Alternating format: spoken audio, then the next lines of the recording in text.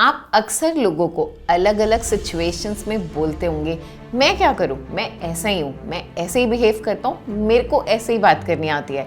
लेकिन समटाइम्स कभी अकेले बैठ के खुद भी सोचते होंगे कि यार मैं ऐसा क्यों बिहेव करता हूं। क्या आप जानते हैं आपकी कुंडली में एक प्लैनेट होता है जिसको हम कहते हैं आत्मा कारक। आत्मा का कारक, आत्मा यानी हमारी सोल, जिसकी वजह से हम एक पर्टिकुलर तरीके से बिहेव करते हैं, एक पर्टिकुलर तरीके से सोचते हैं। तो आज हम बात करने वाले हैं आत्मा कारक प्लैनेट के बारे में। नमस्कार दोस्तों, मेरा नाम आचार्य पूजा गुप्ता, और अगर आप भी जानना चाहते हैं कि कौन सा प्लैनेट आपका आत्मा कारक है जिसकी वजह से आप एक पर्टिकुलर तरीके से बिहेव करते हैं, सोचते हैं, और क्या करके आप उस प्लैनेट को एनहांस कर सकते हैं जिससे आपका वो प्लैनेट और स्ट्रांग हो जाए, तो इस वीडियो को एंड तक जरूर देखना और लाइक करें, फॉलो करें, सब्सक्राइब करें हर जिंदगी को। सबसे पहले हम ये जानेंगे कि आत्मा कारक प्लैनेट को चेक कैसे करते हैं, कैसे जानते हैं। हमारी कुंडली में 9 प्लैनेट्स होते हैं। हर प्लैनेट की एक पर्टिकुलर डिग्री होती है, तो जो प्लैनेट सबसे ज्यादा डिग्री लेके आपके हॉरोस्कोप में बैठा हुआ है वो आपका आत्मा कारक प्लैनेट है।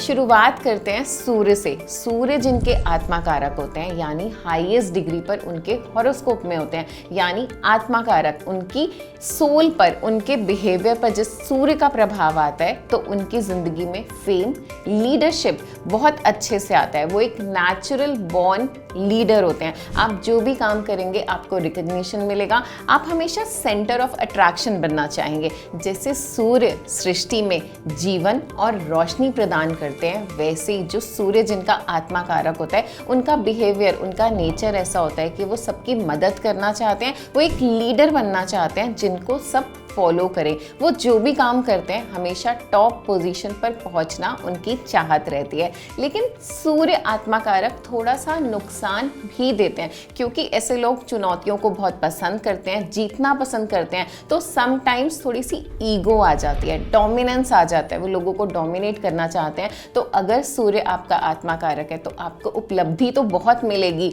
आपको फेम मिलेगा, लेकिन आपको ध्यान रखना है कि आप में ईगो ना आ जाए। तो अपने सूर्य को स्ट्रॉन्ग करने के लिए, अच्छा करने के लिए आप सूर्य का बीज मंत्रा जरूर करें। रोज सुबह उठकर काम पर जाने से पहले सूर्य को जल अर्पित करना ना भूलें। और सबसे इम्पॉर्टेंट, अपने पिताजी की, अपने फादर की रिस्पेक्ट करें। ऐसा करने से आपका सूर्य स्ट्रॉन्ग हो जाएगा।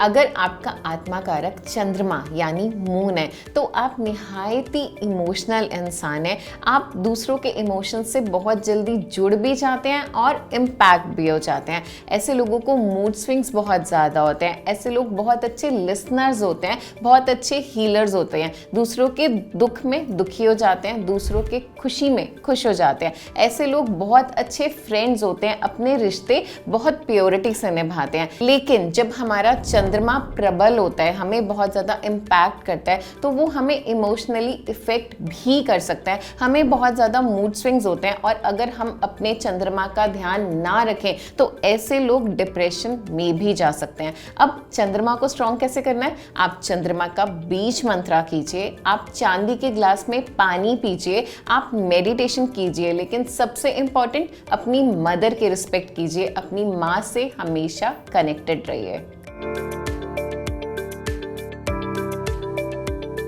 अब बात करते हैं मर्करी की। अगर बुध प्लैनेट आपका आत्मा कारक है तो ये तो श्योर है कि आप बहुत ज़्यादा इंटेलिजेंट हैं, आपकी नॉलेज बहुत अच्छी है, आपका कम्युनिकेशन, आपकी मार्केटिंग स्किल्स बहुत अच्छी हैं, क्योंकि मर्करी कारक है कम्युनिकेशन का। ऐसे लोग अपने चार्म से अपनी बात मनवाना बहुत अच्छे से जानते हैं। ऐसे लोग जब किसी बिजनेस डील के लिए बैठते हैं तो उनको पूरा कॉन्फिडेंस होता है कि वो डील क्रैक करके उठेंगे, क्योंकि उनकी मार्केटिंग स्किल्स बहुत ज़्यादा ज़्यादा अच्छी होती है, वो चार्मर होते हैं।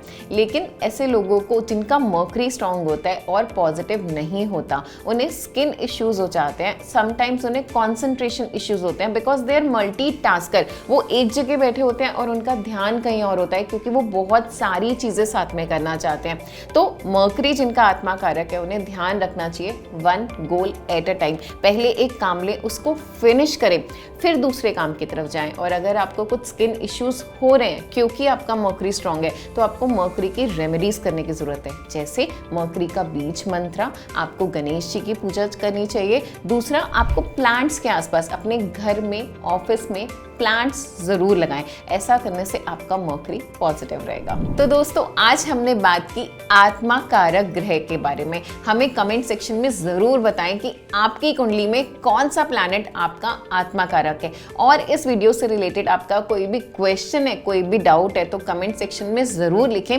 और ऐसी और वीडियोस के लिए लाइक करें, सब्सक्राइब करें और फॉलो करें हर जिंदगी को।